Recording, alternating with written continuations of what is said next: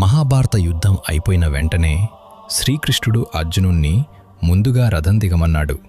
ఎందుకో తెలుసా?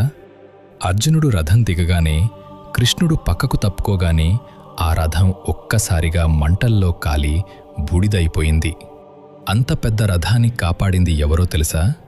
సాక్షాత్తు ఆంజనేయుడు. ఈ కథ యుద్ధానికి ముందే మొదలైంది.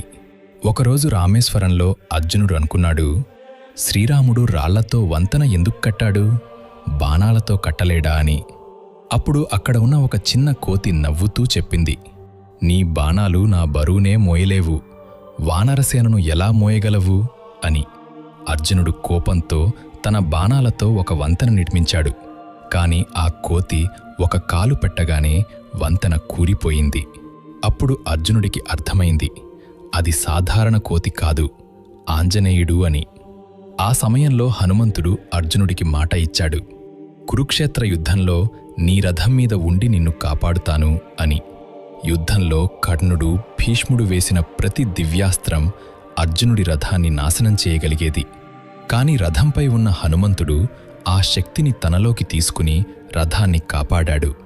అందుకే యుద్ధం అయిపోయాక హనుమంతుడు రథం నుండి దిగగానే ఆ రథం వెంటనే బూడిదైపోయింది. దేవుడి కాపాడే చెయ్యి ఉంటే ప్రపంచంలో ఏ శక్తి మనల్ని ఏమీ చేయలేను. జై హనుమాన్.